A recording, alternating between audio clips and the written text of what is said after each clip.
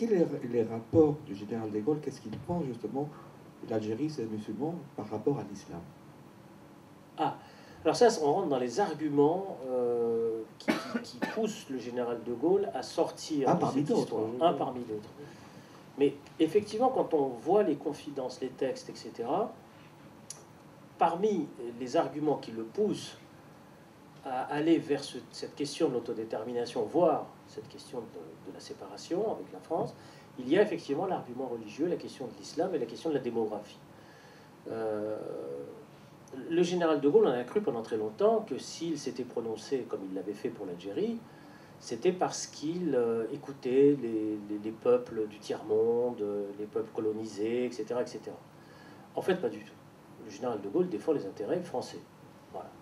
Il défend les intérêts de la France, et dans cette défense des intérêts de la France, il a chez lui, parce qu'il est un homme de cette culture-là, et c'est un homme aussi du début du XXe siècle, de la fin du XIXe siècle, il y a aussi cette, disons, j'allais dire presque cette hantise, ou cette peur, ou cette, disons, de la démographie musulmane par rapport à la France.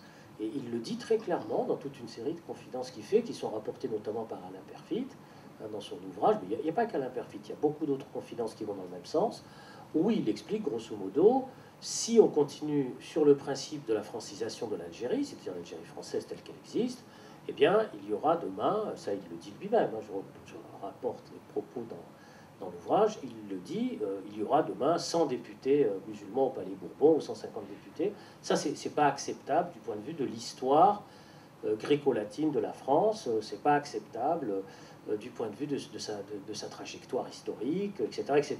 Donc là, il y a un autre malentendu par rapport, enfin à mon avis, par rapport à la position du général de Gaulle sur cette question algérienne. Posé paradoxe. Ce paradoxe ou ce malentendu, c'est de croire que le général de Gaulle a prêté une oreille attentive aux revendications des hommes du Sud, des colonisés, etc.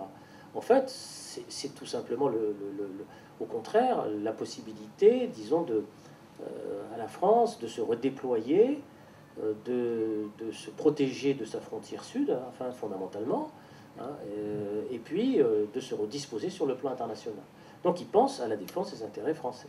Ça, pour moi, c'est pas du tout, on n'est pas du tout dans une optique d'un De Gaulle tiers-mondiste, parce qu'on a fait par la suite, ça c'est un malentendu venant surtout là cette fois-ci sur la gauche, on a fait, disons, peut-être du général de Gaulle une sorte de figure très en prise avec les peuples du tiers-monde, parce qu'on a regardé et on a entendu peut-être, vous savez, les fameux discours Mexico, etc.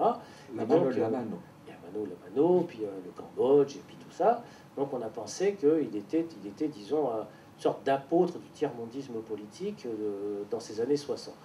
Moi, ce que je vois surtout, c'est que c'est un défenseur des intérêts français dans une mondialisation, enfin dans une politique internationale qui a fondamentalement changé, et à laquelle dont il essaye de tenir compte. Le contexte mondial n'est plus le même, et la France, d'ailleurs c'est là son aspect visionnaire à cette époque-là, selon moi, c'est-à-dire qu'il faut sortir de tout ça, il faut redéployer, il faut se redisposer politiquement, économiquement, et dans le fond, l'histoire coloniale, c'est une histoire qui appartient au passé, au XIXe siècle. Si la France veut rester fidèle à ses traditions historiques, grosso modo gréco-latines, il faut qu'elle se déploie différemment.